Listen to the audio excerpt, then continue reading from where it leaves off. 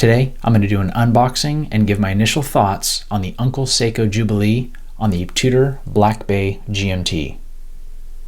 So he's been looking for somebody who could save him, instead of searching inside for what they gave him. A strong will, strong mind causes mayhem. We could change the world, change times, rearrange them. Staying on pace, running the race. Life is a chase, I don't want to place.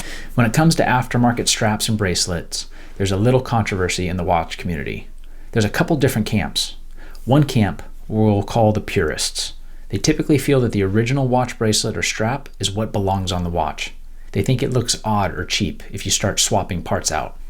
Decades ago, it was common for Rolex owners to swap certain parts of their watches when they dropped them off for service. Today, Rolex is much more strict with maintaining the original design of its timepieces. I'm not at all passing judgment on the purists. When it comes to high-end luxury timepieces, the original OEM bracelet is usually as good as it gets. If you have the option to buy your watch on a bracelet versus a cheaper alternative like leather or fabric, I generally would recommend you buy it with a bracelet at first, because adding the OEM bracelet later usually isn't cost prohibitive. When I purchased my Tudor Black Bay 58, I wasn't able to get it on the bracelet immediately. So instead, I opted for the soft touch strap. It's a good quality deployant. It saved me a few $100s, but the bracelet separately from Tudor cost over $800. So it becomes a little cost prohibitive to add it after the fact. But what if the watch manufacturer doesn't get the bracelet quite right? Then what do you do? If you buy a car and it has an underpower engine, is it okay to do an engine swap? Some people think it is. So maybe you might fall into that second camp, where you're willing to swap out the original OEM bracelet for something different, something maybe better. Which brings us to the Tudor Black Bay GMT. Overall, the Black Bay GMT is an excellent watch. It boasts a cost-certified in-house true GMT movement with 70 hours of power reserve. It's housed in a 41mm case with screw-down crown and 200 meters of water resistance. My only complaint about the watch is that she's a little on the thick side, and the bracelet isn't perfect. Aesthetically, I could do without the faux rivets, and the bracelet is a little bulky and only has limited adjustability. The clasp only has 3 micro-adjustment holes, and Tudor doesn't provide any half links to get a better fit. All in all, it's a well-made, durable bracelet, but since it does leave some things to be desired, there's room for a secondary market to supply aftermarket bracelets. Enter Uncle Seiko. So full disclosure, Uncle Seiko has not sponsored this video in any way. I did get a discount on the bracelet, but I purchased it with my own money. I previously used an Uncle Seiko bracelet on my Tudor Black Bay 58, and I was reasonably happy with it. So for a little bit over $100, I thought I would try an Uncle Seiko Jubilee on my Tudor Black Bay 58. So let's change perspectives and do an unboxing, and I'll compare the OEM Tudor Black Bay GMT bracelet against the Uncle Seiko aftermarket Jubilee bracelet for the Tudor Black Bay GMT. Let's go. Today's carry is the SOG Terminus XR LTE.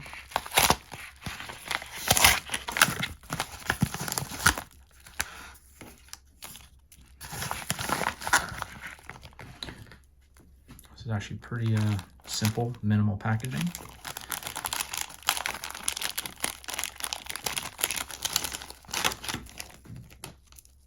So we have the bracelet and then the end links. That should be a perfect match for the Tudor Black Bay GMT. I'm going to put down a cork pad to protect the crystal. And before we got started, I ended up putting on some pieces of heat tape or heat resistant tape to help protect the back of the lugs. So we're going to take off the OEM bracelet.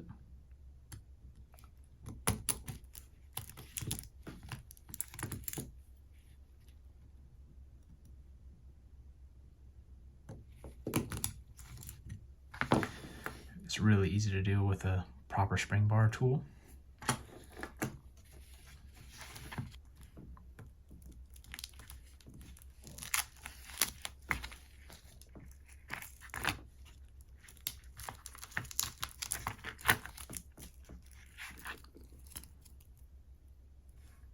So looking at the bracelet, it looks like the construction of it is just push pins not screw-in links like the OEM Tudor. Definitely a slightly lower quality. This one does have a milled clasp and gives you an additional micro adjustment.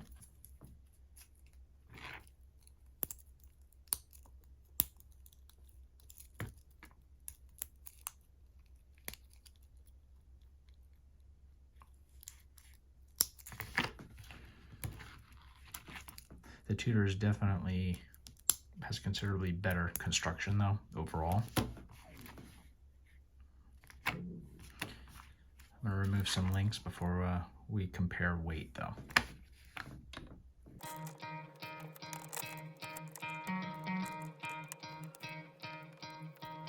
You could try to play, but you're never gonna beat me. Look the other way, what I'm doing ain't easy. Bloody hands stained from the people who deceive me. Muddy hands break through the chains, go free me. Looking for change, looking for pain. Pulling a mob, pushing a train. I'll never stop, stick to a lane. Pick up the pieces and go rearrange. I'll be the best above all the rest, put me to the test and expect nothing less. You check as I'm chest, it's happening next. You got the venom, a tangible weapon, no coming. Alright, so there you have it. The new Uncle Seiko bracelet is now sized for my wrist. Next thing I'd like to do is actually just compare the overall weight between the two bracelets. One of the concerns that I do have is with a lighter bracelet, it might throw off the balance of the watch. The Tudor Black Bay GMT has a pretty hefty case. Just want to see if they're comparable weight-wise. Looks like the Uncle Seiko bracelet is a little bit lighter. So looking at the overall size, it's still going to be 20. Should be a 22 millimeter end link. The Tudor bracelet tapers down to about a 19 millimeters, and then jumps back up to about 20 at the clasp. The Uncle Seiko bracelet tapers down to about 18 millimeters and then jumps up to 20 at the clasp. Clasp thickness, 6.6 millimeters on the Tudor OEM and actually 6.8 on the Uncle Seiko. So not much better. Looking at quality of the construction, and there is very little comparison. The Tudor is a considerably more robust clasp. It has, looks like a ceramic ball detents and a nice safety clasp. The Uncle Seiko does give you a stainless milled clasp.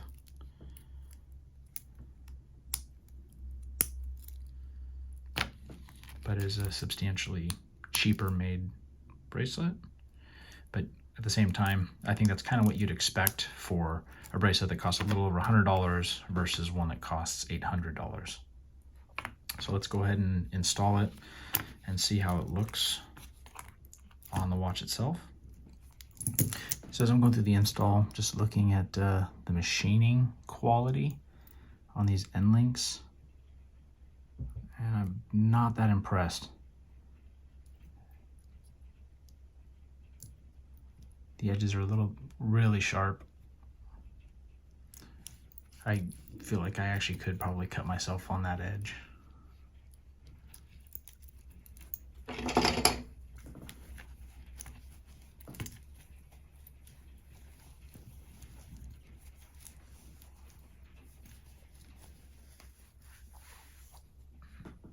So overall, that's what we got. I actually do like the way that it looks. Comfort-wise, reasonably comfortable. The bracelet is a little bit light for the watch head though. So as I kind of feared, the balance is a little bit off just with it being a lighter bracelet. But I think it looks really good.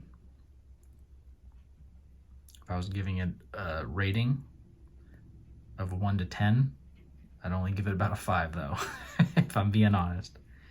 The finishing isn't great.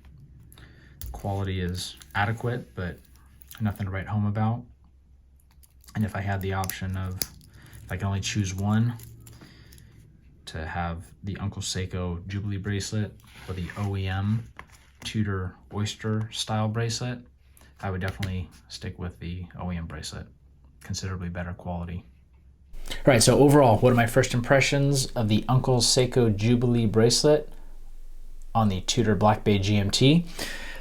Compared to the OEM bracelet, okay, it's number one, considerably cheaper if you were to buy them both just by themselves. The OEM bracelet would cost you over $800. An Uncle Seiko bracelet is going to cost you a little over $100, between $100 and $150. So substantially lower quality. It's a little bit lighter weight. The finishing isn't as good. It has push pins versus screw-in pins that hold the links together. But the overall comfort on the Uncle Seiko Jubilee is actually better than the Tudor OEM bracelet. And that's kind of the thing that I like about the Uncle Seiko bracelets. They're not made to the same standard. They're not as high quality. They're considerably cheaper, but they do have kind of that vintage vibe to them, that vintage aesthetic. I think the Jubilee actually looks really good, possibly better than the Oyster Link bracelet, and it doesn't have those annoying faux rivets on the side. So that's where I stand. Let me know your thoughts. I'm out.